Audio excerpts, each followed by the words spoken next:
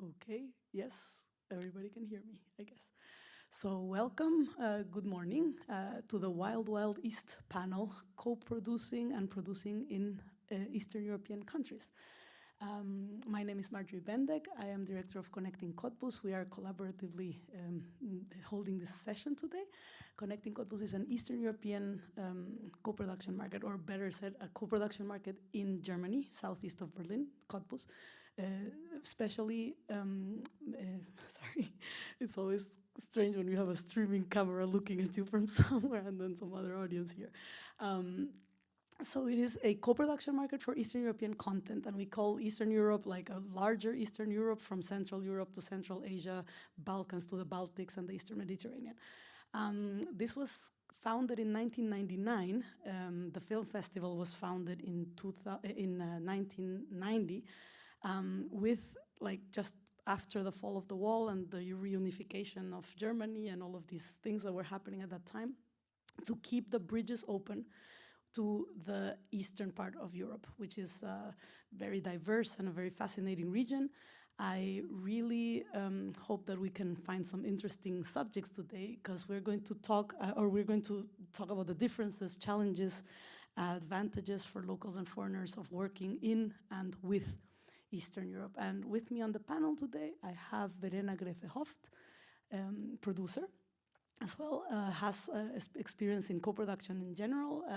You are based in Hamburg too, no? Yes, you're based here in Hamburg, and your experience is with co-production. We're going to talk about that in a bit, in a second. We also have here Bernd Schoch. You are a director and also working in the university, in the film university here in Hamburg. Film and Art University, I don't know how you call it, Art University, yes. And we also have online, on Zoom, via Zoom, we have Ada Solomon. There you are, with the beautiful background, exotic background, with us today on Zoom from Romania, from Bucharest, I assume. Maybe, yes? Hello. Hi. Okay, just wanted to see if the sound is working and everything. Cool, great to have Yeah, you the here. sound is working, but it's distorted. Okay. I will do my best to understand you, but yeah, for now it's a little bit distorted. Okay, but we can hear you very well, so at least that's hopefully an advantage for everybody else who's listening. So thanks. And Ada is a producer, also very experienced producer based in Bucharest. She has, I don't know, something like 70 titles on her credits, on her producing credits, maybe more. I don't know if I counted everything right. And yes, so we're gonna just do a small presentation round. Everybody gets to talk about themselves and about their experience producing in and with Eastern Europe. And Verena, maybe we also want to start by differentiating these two, how do you say, terms, in and with, about co-production or service production, and then we go on to a bit about your experience. Yeah, okay. Yeah, for me, I mean, I shot Pelican Blood, which screened here in Hamburg and won the Douglas Searle Award for Nina Hoss, and many other awards, Best European Genre Film in 2020. We shot the entire film in Bulgaria, and it was a true co-production. It was not a service production. I had from Miramar Film wonderful co-producers, and my co-producing partner is and was Mila Vojnikova, and we met each other because we were at the same time producer on The Move in Cannes. And this was also the first time when I presented the project to the world. With Katrin Gebbe, the director, our first feature film, we screened at Uncertain Regard, so it was nice that we could come back to Cannes with the second feature film of hers. And so for me, this project was a true co-production. And for me, it's also very important to say that, because the expertise that we got from our Bulgarian co-producer was wonderful, and also the collaboration was wonderful. And I don't know, we talked about it briefly beforehand. There's always a German term which I really hate. It's called Billiglohnland.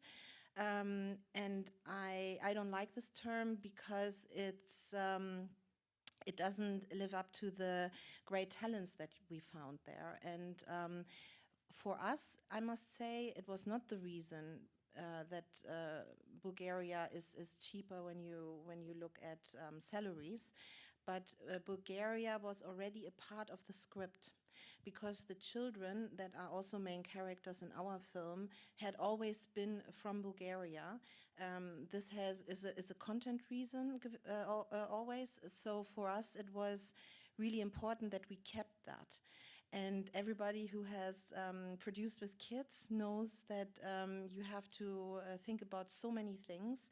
And for me, as a producer, it was then important to say we shoot this film for 45 days, and to take the kids for such a long time out of their natural environment with their families, and out of school, out of everything, different country, different language. I felt that this wasn't right, and Katrin felt the same. So that was for us the main reason why we said two of our main characters are actually from Bulgaria. So actually, even though the film is supposed to play, it's in German language and it's supposed to play in Germany, we moved to Bulgaria actually because of the children, because we felt that this is not fair. And also we felt that we had more opportunities to give them a safe environment with their families and friends. And, you know, it was a first time that they took on such a huge role. They're so important for the film. So we wanted to give them and our Bulgarian co-producers the opportunity to really, you know, bring on board the best setup for the young actresses. Thanks. And you also talk about filming. You also have experiences with children's films abroad, not just in the East, but also in the North. Yes. Here, no? Right, with Scandinavia, with Denmark, and with Iceland. So it's not, well, in Denmark it was, it's called Andboy. This is really a children's film I did with Nimbus Film. The Swan is an Arthouse film, but it has at its center a 12-year-old girl, but I wouldn't say that this is a classical children's film. Yeah, so I have a lot of experience also with younger actresses, and that's also why when we started to plan out Pelican Blood, that Katrin and I really wanted to come up with a solution, and we would have done this in any country. It is not just because it was Bulgaria, it was really because we wanted to lay out a production safety net for the young actresses, actually. That was the reason. And then we found wonderful partners. And the good thing is that what I love about co-production is also the fact that they are matchmates in heaven. So I know a lot of people from Bulgaria and Germany that just keep on working together. And even when I'm not involved, and I really love that, because that really pays into the contribute of being a real co-production, I think. Thanks, Verena. And we're gonna move to Ada for now. And Ada, I mean, you have experience also like as a co-producer, like mainly initiating your projects in Romania, and you've worked on all of Radu Jude's projects. I see that background from the Looney porn film. Maybe you want to talk about from your perspective also, because you also work as a co-producer in Bulgaria for foreign films, I understand, right? Yeah, I mean, unfortunately, sorry, Romania. for a film like Romania. Tony Erdmann, I said Romania. I said Bulgaria. Sorry. yeah, that's okay. That's okay. Unfortunately, for a film like Tony Erdmann, for instance, we weren't co-producers because we were not able to raise funds in Romania, and probably this is our main issue, that we cannot be real partners. So I've been the executive producer of Tony Erdmann, that was shot like over 80% in Romania, but I couldn't be a co-producer. And otherwise, I've done quite a lot of productions, and by chance, German productions as a service producer in Romania. We started back in 2011, I think, with Hermine Hungeburg, Tom Sawyer, and then Huck Finn, The Adventures of Huck Finn. They were by default films with children. They were German kids but we were just service producers. And last year we had the pleasure and very interesting adventure with Wiedemann and Berg and Leonin Studios, shooting a film that it's now releasing, called Die drei Fragezeichen, the Well three said. question marks. Perfect. Yeah. That it's, again, it's a kids film, and it was like 95% of the film was shot in Romania. And unfortunately, due to the problems that we have with a cash rebate scheme that is blocked for 3 years, um, for now the funding from Romania is still blocked. We applied, we had the agreement, but unfortunately the Romanian authorities are not able to fulfill their commitments, and we have a big problem with that. Never mind, this is the financial thing, but otherwise it was a lovely experience with having these three kids. The film has three main characters. They are all kids, like 13, 14 years old. And they stayed with us for 2 months. And it was a very interesting setup because the child protection and the child labor laws are a bit different in Germany and in Romania. And it's also very interesting that the Romanian child labor authorities were telling us, well, we are sorry, the kids are not Romanians, so it's not our responsibility. Seriously. And the German authorities were saying, well, guys, you are not shooting in Germany, it's not our responsibility. So we were in a kind of limbo, but of course we are responsible people, and we were somehow playing in between the rules of to accommodate the rules and the limitations of both countries. And of course the kids were there with their parents, with a teacher, with a coach, with everything that it's normal to have on set when you are working so extensive with kids, and when you have them delocated for over 2 months. We were with them, and it was a very interesting and very smooth and exciting experience. I think they loved Transylvania and discovering the country, and for us it was also a very nice adventure, the whole film. But imagine, I mean, 2 months in Romania in the middle of the pandemic. It wasn't still in the middle of the pandemic. It wasn't an easy journey. In the same time, it was a very smooth one without any kind of problems or incidents. That's very good to hear, because it's like in the pandemic, anything can become chaos. But one question about that: how did you guys get involved in the project? How was it?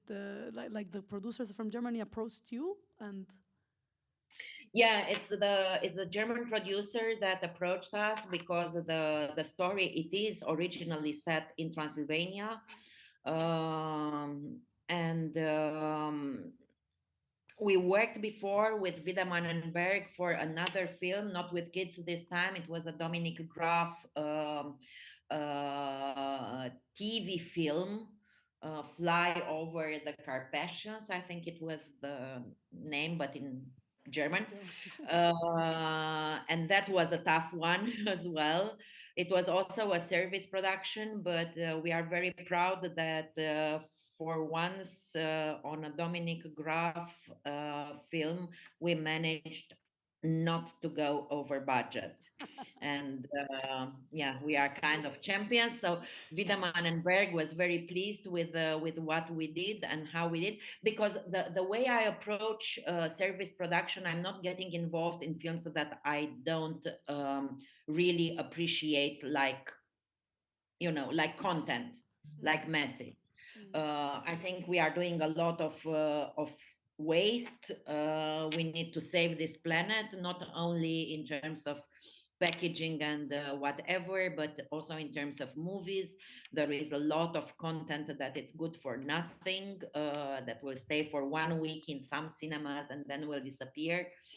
So we are trying to get involved and to contribute to things that we really think are relevant one way or another. So when we decide if we get involved or not, it's not the money, but it's much more the content, the story, even if it's production services. For me, for instance, I would rather not get involved in an action movie for all the difficulties, and also because I'm not a big fan. I don't feel for them, and I won't dedicate myself entirely.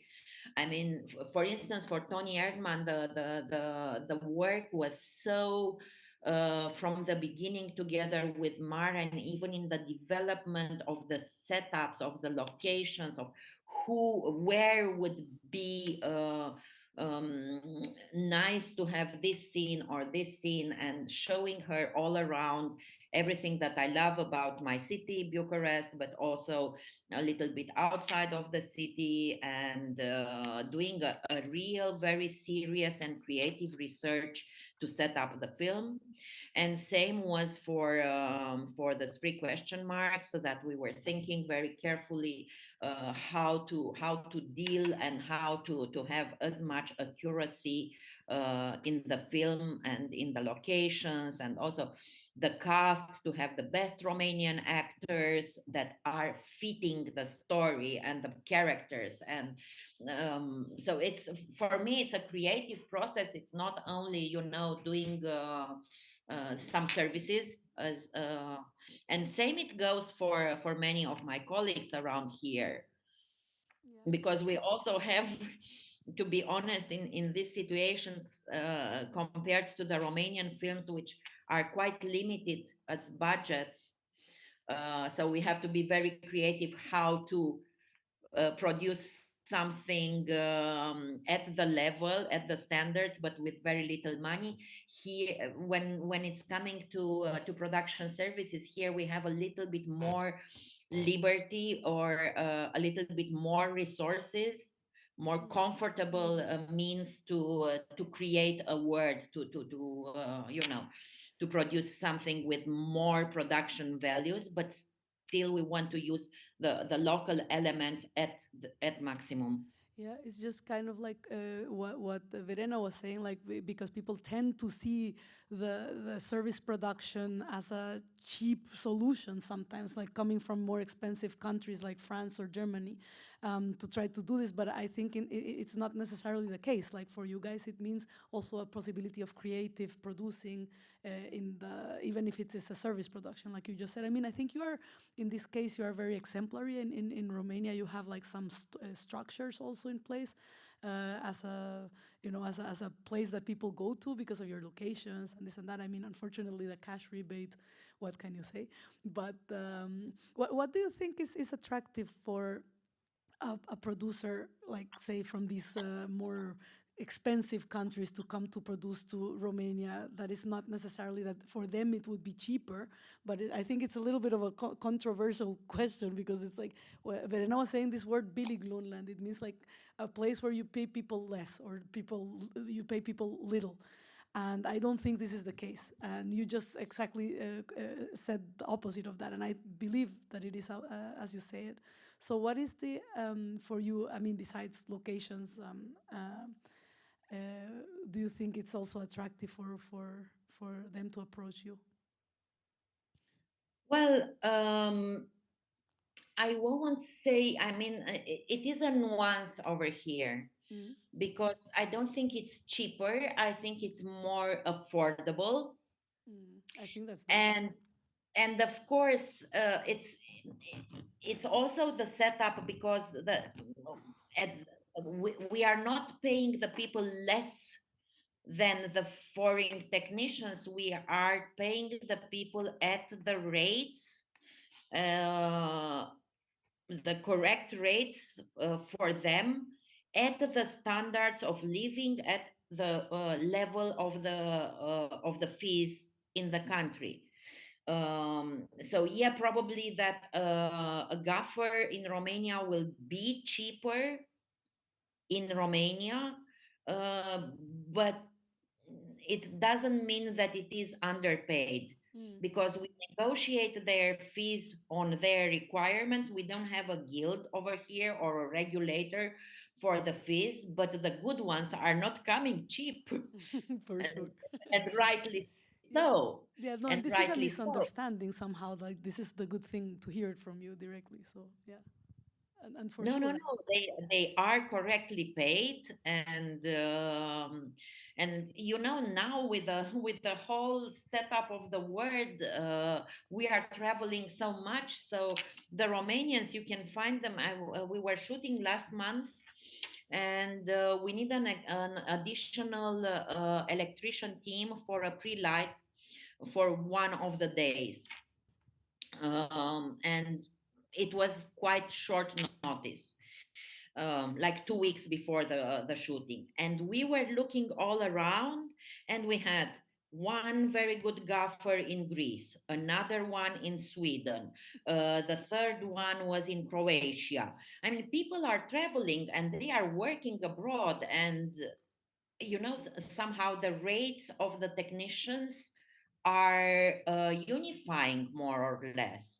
Yes, of course, the extras are cheaper because of the The living level of wage. living, Yeah. and you know, the wages in Romania. The hotels probably in some places are cheaper, uh, at very good conditions, but they are sensitively cheaper than what you would pay in Germany, or in France, or I don't know in which other country. Then the labor itself, it's cheaper when we talk about materials for constructions, stuff like that. Everything, it's kind of cheaper. But in the same time, there is another element that I think attracts people towards Eastern Europe, and I know it for my country better than others, but I'm pretty sure that it is. We were used to recycle from the communism. So everyone is a craftsman. So people are very creative in create. You know, when you don't have the technology, you have to be very creative in doing stuff. And for the sets, and for the props, and for the special makeup, or mechanical special effects, all this, I'm not saying that they are improvised, but they are creatively designed with much cheaper costs. And there is actually, because the expertise of the technicians, as I say, now it's really like international, but they combine their cultural background of crafts creativity with the new tools and with the technology that is now available. And this creates also something that maybe it takes a longer time to be ready, or maybe it's more labored, but it is effective, and it is again more affordable. I mean, you can do more with the money that you have. I'm not sure it costs less, but the production value of the money, I think it's raising.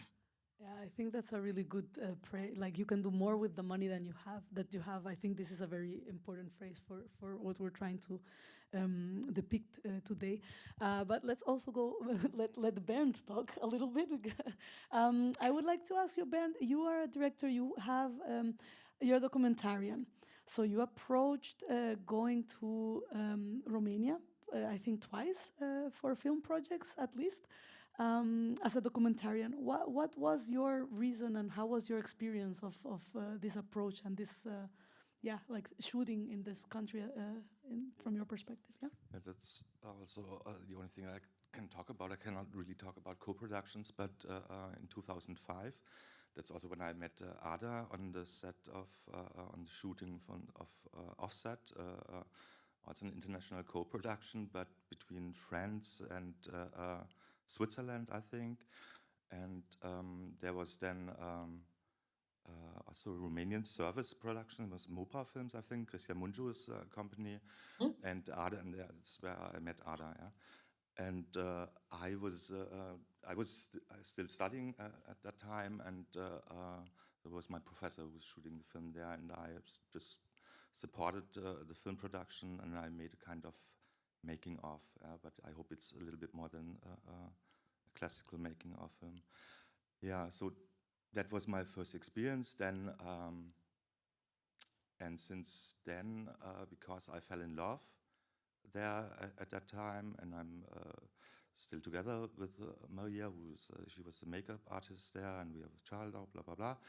And so I got back to this country each year, more or less. And at a certain moment, in 2012, traveling across the Transalpina, I made, it was a kind of experience seeing, after a very long ride through through a forest on a road that was not already yet finished, not yet completely constructed. There was a place where they were trading mushrooms, and it was huge amounts of mushrooms, and it was a kind of picture puzzle when I arrived there.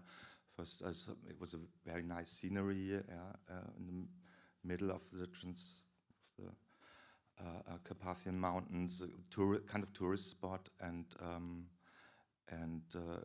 had a kind of romantic. It was kind of a romantic image also, with some fires there, people sitting, but. I don't know, within some minutes it got clear to me that there's an economical necessity for the people staying there. So it's not just tourists and people doing that for fun. Yeah, so it was people gathering mushrooms there for the whole season, and yeah.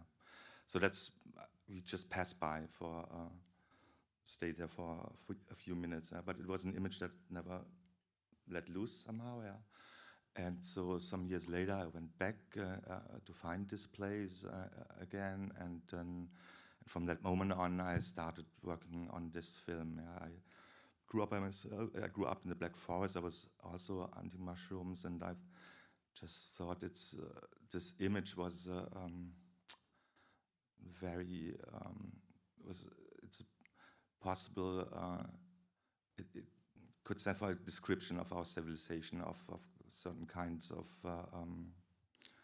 yeah, how capitalism works, yeah, because there was this exploitation on different levels, you know. It was nature, it was man and nature, and man, and so on. So from then on it started, and I have been there in 2016 then for several weeks, and in 2017 I shot there for 3 months, yeah. And I knew I had to stay there also for the whole season to get the people, also the chance to get to know me. And yeah, that's. And did you work with any Romanian crew, or was it just you and your camera, or how was it? Yeah. Unfortunately, I feel ashamed that I do understand a little bit Romanian language, but it would have been too less. Yeah, so of course I need people. Now also, while pre-producing the film, making research, we discussed and thought about. Yeah, it was a question with what kind of people. Yeah, but it was clear that Maria, my girlfriend, is taking part of the was very important for the film. Of course, couldn't have done the film without her. And yeah, there were a few other people. It was a documentary film shooting, so it was a small team, of course. Yeah, and so yeah, there were some people at the very end of the film shooting. One of the protagonists became my assistant. Yeah, because yeah. No, I think it's also interesting from the documentary point of view, or service production, different than co-production, that you always kind of bring this outsider's view, of a specific culture. Like maybe the films that Ada was talking about, like the 3 question marks or the Huckleberry Finn, or you're using the locations, but it's the eye of the outsider that's coming. And in a way, you mentioned it's like a bit of exploitation as well that you are observing, but it's also like the observing itself also is. Of course, you have to be. I mean, of course, it was very. Yeah, of course, the exploitation doesn't stop then. Yeah, I mean, and that's something we talked a lot about, and we have to be very aware. So what to do against it? But I'm almost sure that at a certain moment, when you decide shooting film, you're already guilty somehow. Yeah, you can't. There's a moment when you can avoid certain kind of power relations that just exist in filmmaking. Yeah. And even more in fiction filmmaking, which is it's very hierarchical. It's almost like military, I mean, there is this connection that Virilio wrote about, also about one cinema, it's shooting a film and blah blah blah, stuff like this. So we were aware of this, yeah. And it was a question: okay, do we need to reflect it in the film, yeah, or how do we deal with this, yeah? And I was only able to make this film because there was also a moment of self-empowerment by the people themselves. Yeah, I couldn't have the protagonists. I couldn't have done that without it. Yeah, most of them are seasonal workers in the rest of the year on the European fields. Yeah, here in Germany and in Holland, Orlando. That's why. It's the title of the film.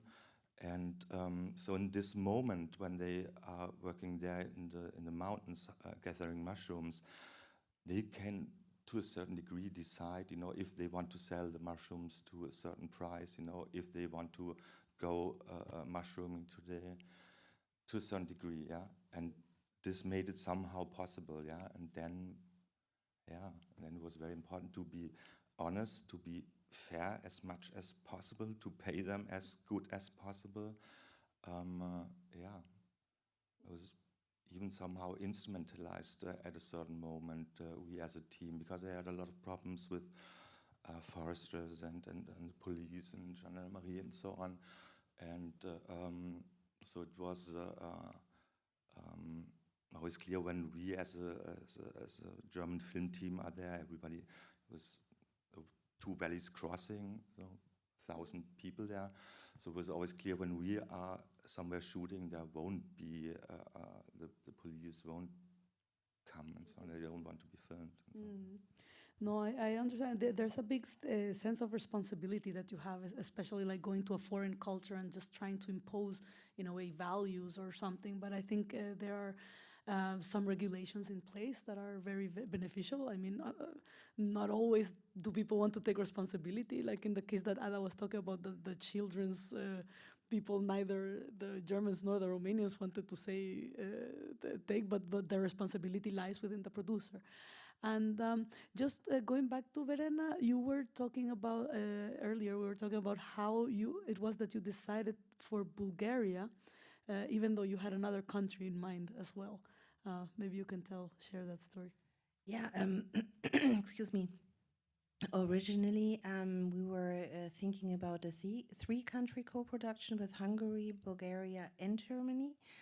And it's because our B-plot involves horses.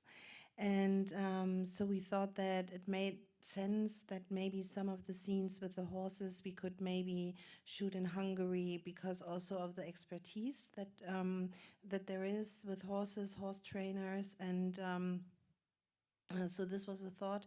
But then we pulled out of Hungary when we learned that the restrictions, you were talking about it, and also the censorship was so weird to us and to the director that I felt that I said, oh, we're not going to do that. I'm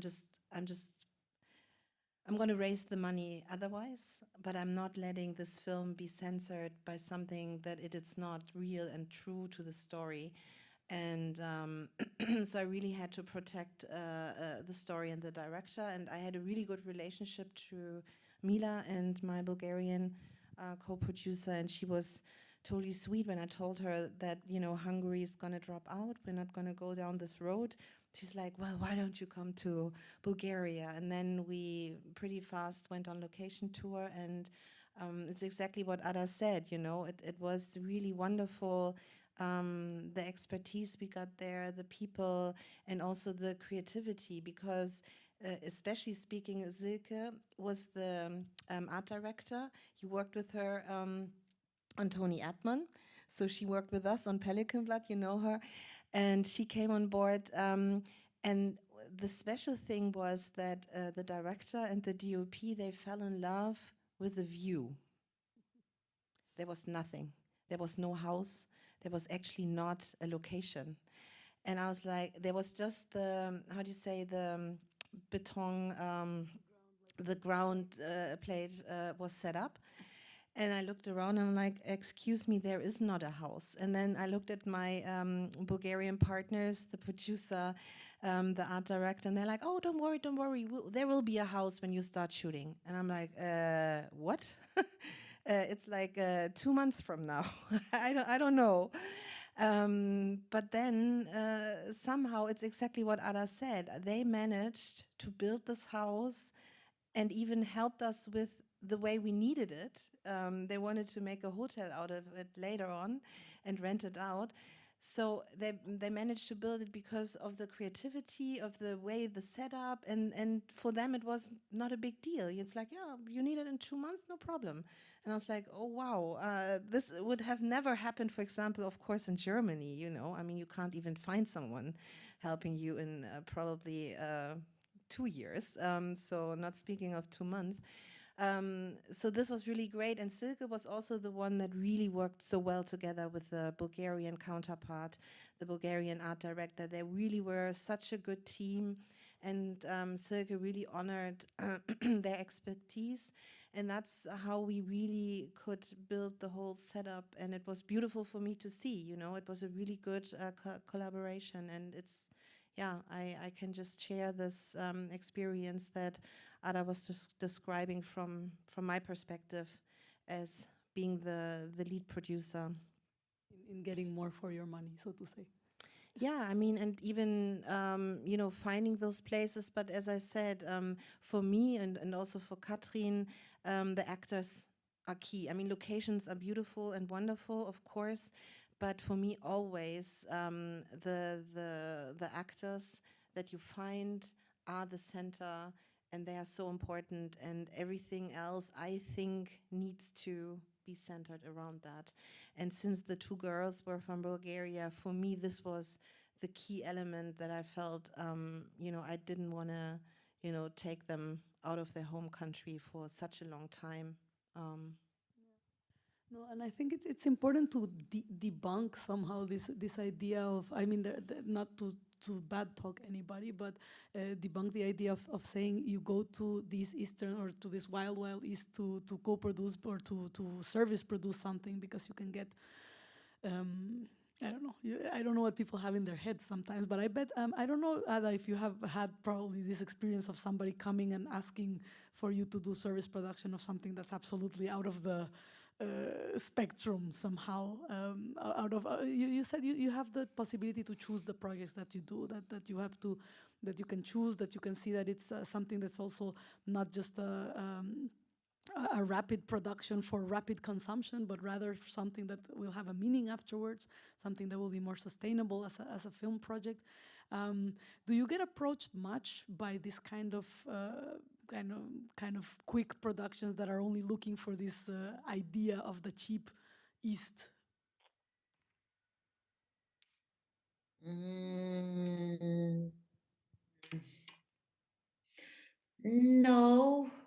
No, but with Romania lately, because of all this situation with the cash rebate scheme, I mean, people know that they can't get money out of here, or they cannot. I mean, probably in countries like Greece now that has a very tempting cash rebate, or Slovakia that also has a very quick and functional tax incentive scheme. I think it's also cash rebate. Um, but yeah, well, we had over the years. I mean, yeah, I've been working in this business now. Soon it will be 30 years, and we had, of course, like everywhere, like in everything, there are people that are there to take advantage, and people that really want to create something, and on the both sides. I mean, you can have, excuse me, jerks on the foreign side, and you can have really kind of thieves or jerks on the eastern side. Um, For sure. that's why that's why it's so important, all this networking that we are doing, and to consult with each other, and to see what is fit, because of course, if something is more fitted for Slovakia, let's say, and someone has a beautiful film, they don't have the money to come to in the woods of Romania, but they need something like Eastern woods. I will send them to some people that I know in Slovakia, of course, but people that are reliable and that I can really recommend. On the other hand, um, yeah, it's complicated, but I think that with all these exchanges, we can indeed create European products, what we call, I mean, to take advantage of the beautiful diversity that we have. um, and I have to say that it was very interesting, because I have also the opposite experience. We were shooting a film that is called Lebensdorf Uh-huh. with Romanian money in Germany. We didn't manage to get any funding from Germany. Interesting enough, for a film that was like 60% shot in Germany, we couldn't raise any money.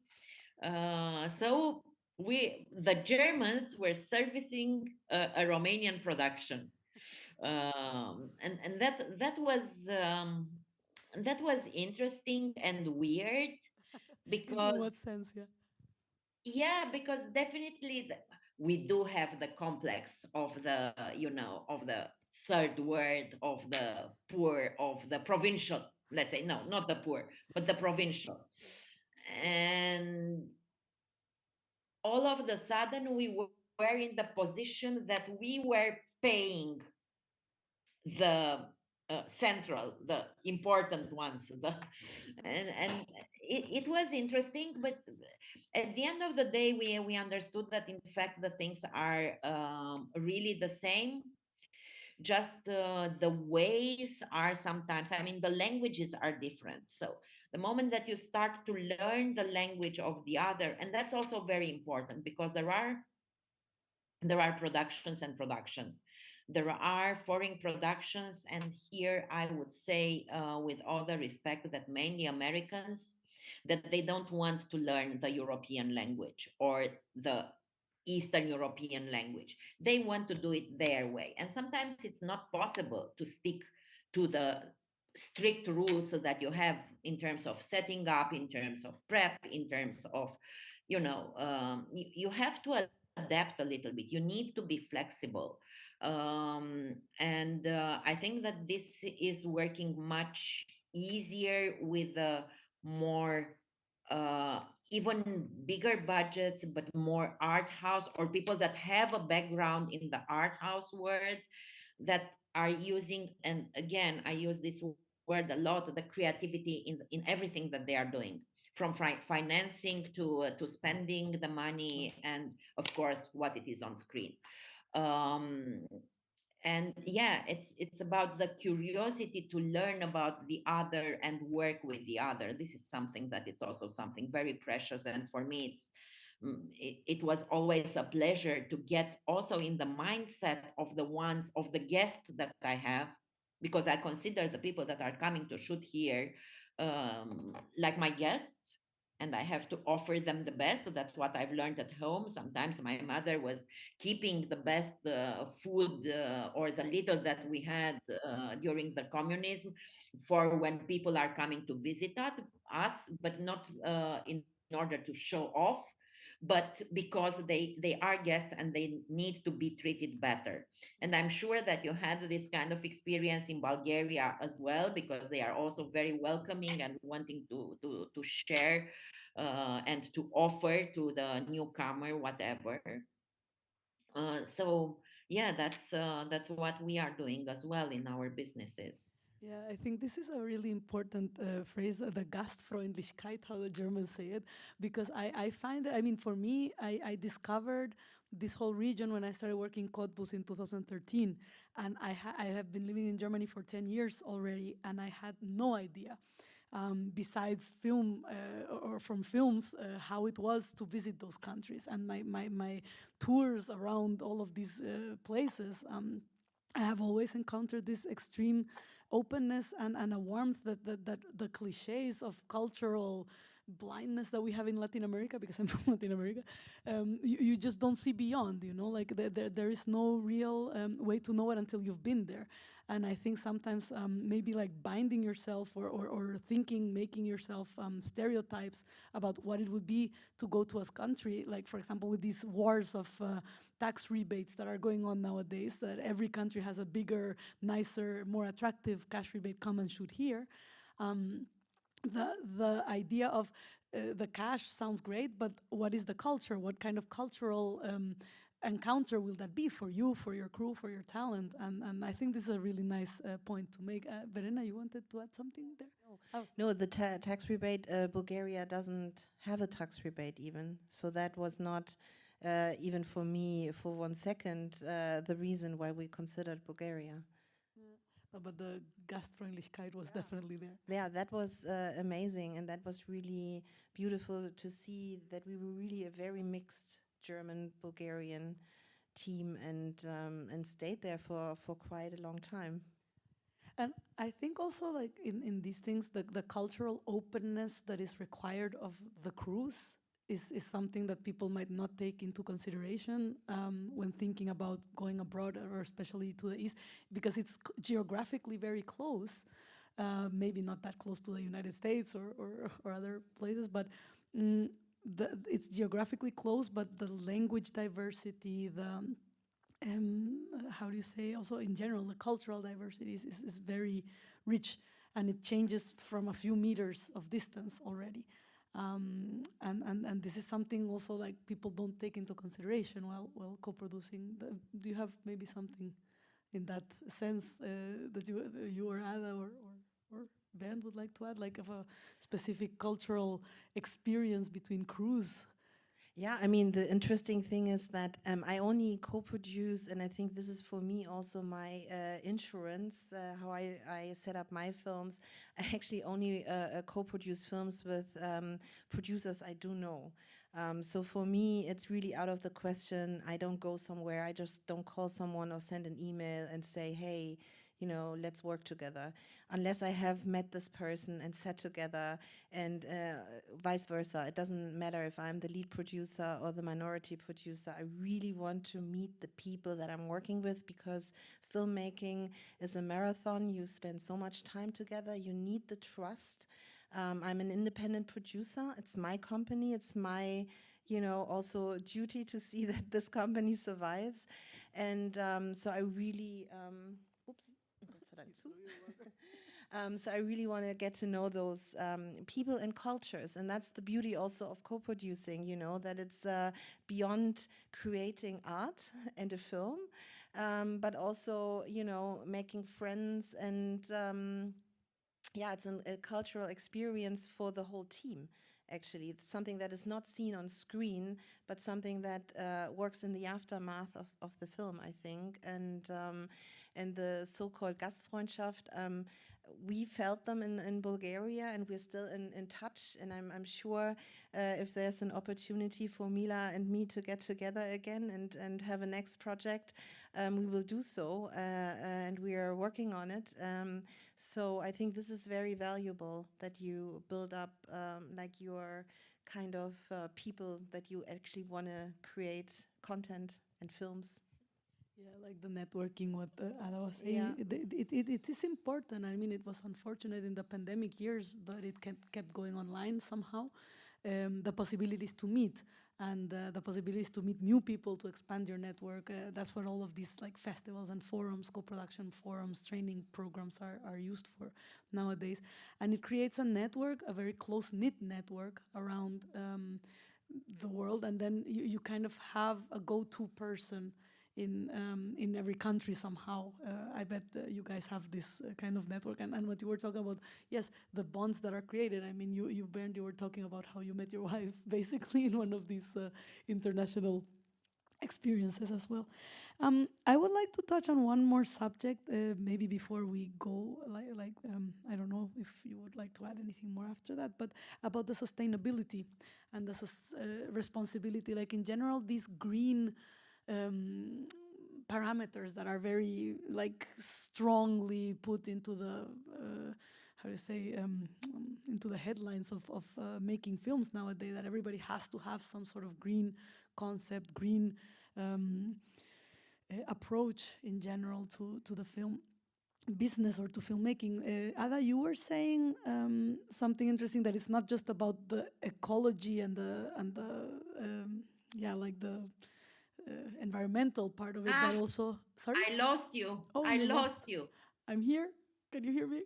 No, Okay. I can see you, but I cannot hear you properly. Can you repeat the question? Yes. Can you hear me now better? Or yes?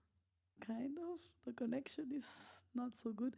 Maybe the person in the computer can type the question so I can hear it better.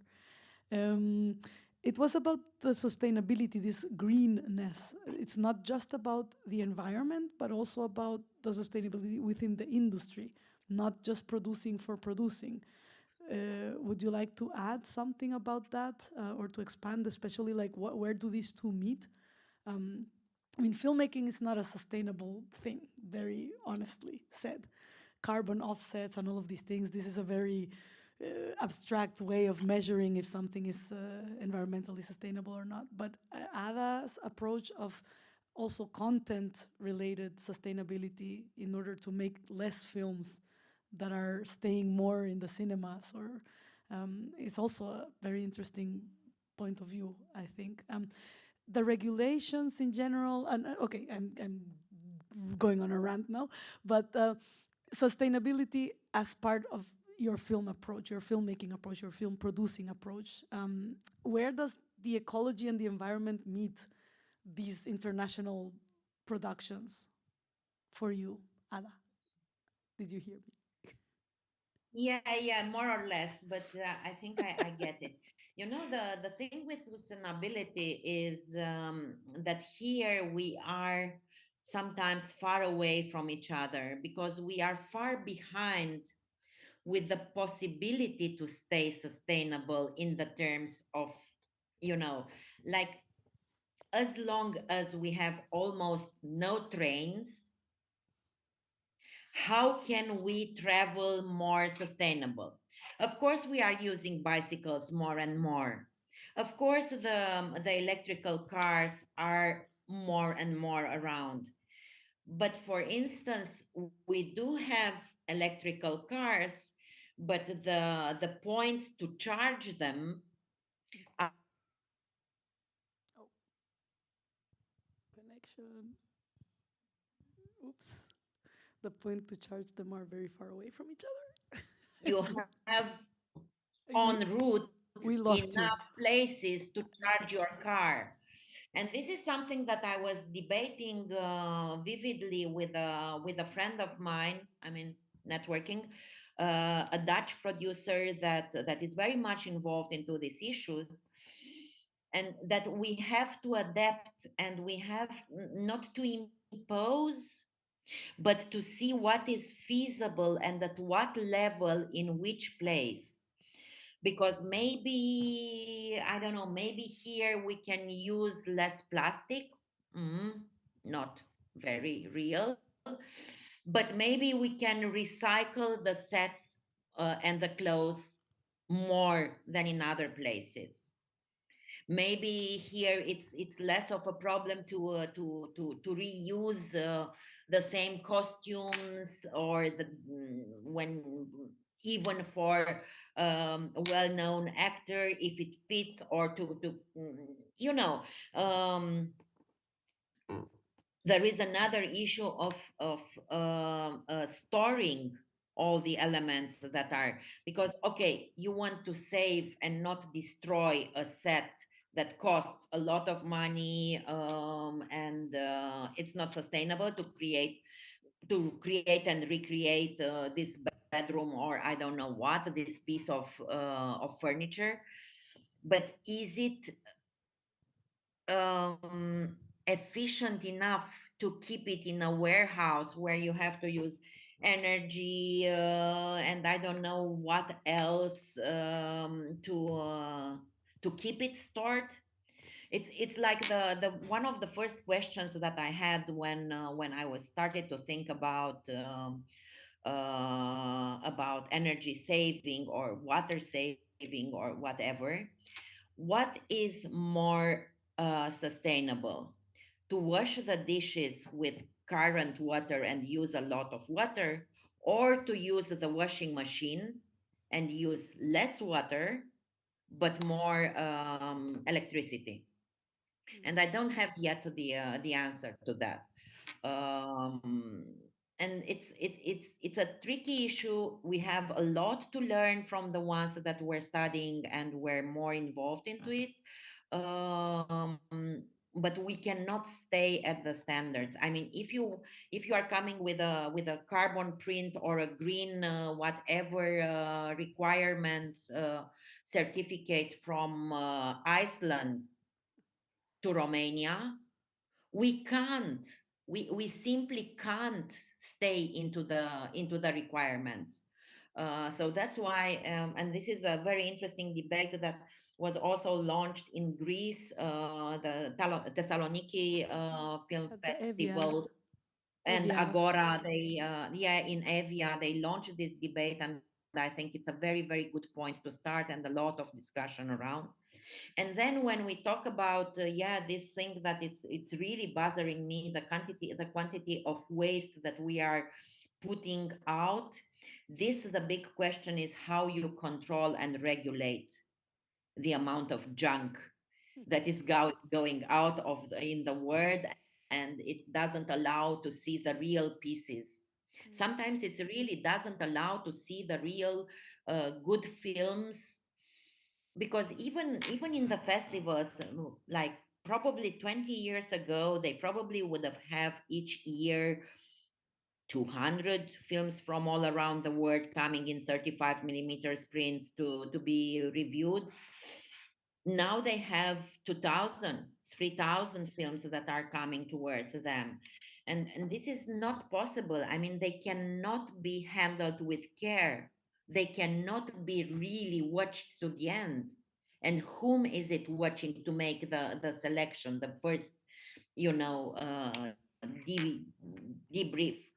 Distributors, it's the same. They go for the sure bets. They don't have space and time to discover new interesting things, and they don't need to get involved anymore from the beginning, and to take a kind of a risk for an emerging artist, because they have an offer that it's so wide that they will prefer to get involved only in the end, when they have something for sure, and the risk is less. Maybe it works, maybe not, but still it's something that it's there, it's in the can, as we say. Yeah, Um, yeah. No, totally. but I these think are complicated topics and it's long debates. no, it is, and I think that's a good note, kind of, because I was just hearing that the time is almost up. It's a good note to kind of stay with this food for thought right now, regarding this, because there is no easy answer to the question of co-production, sustainability, how to kind of strike the balance between all of these issues that are now even more than they used to be maybe 20 years ago when you guys got started with your 20, 30 years ago. Um, yeah, and yeah, I mean, like you were saying, Bernd, as well, the smaller crews or the bigger crews for fiction, for documentary, even though digitalization was supposed to make the crews smaller, it didn't necessarily. No? think from a certain point of view, it's a contradiction, you know, sustainability and co-production, because it means you have to travel first, yeah, before you even start doing something, yeah. So I don't know, yeah, but it's but Ada said everything else. Yeah. Everything else for me. Cool. Would you like to have some closing remarks? I don't know. I mean, if there's a question or anybody would like to say something, I don't know. No, we're happy. We have to stop. Okay. So, anyways, thank you guys for sharing this discussion. I think it's just it was more of a discussion of like scratching the tip of the iceberg on these subjects. But it's very good to hear about the like advantages and disadvantages also, but like to highlight the advantages of the possibility to go to co-produce and service produce in Eastern Europe, about the creative solutions, about cultural flexibility, the cash rebate in small parentheses, but also the fact that it's being thought about what is the sustainable approach to doing this kind of collaborations. I mean, it's not there yet, but it's something that we should strive for. But you raise awareness. So Yeah. this is sometimes even also good, you know, to just think about it. And even if you cannot fulfill sustainability in every single point, just when it started, I mean, Hamburg Film Fund here was one of the first in Germany who actually started this whole discussion with the grünen Drehpass. And even back 10 years, they were ahead of Scandinavia with that.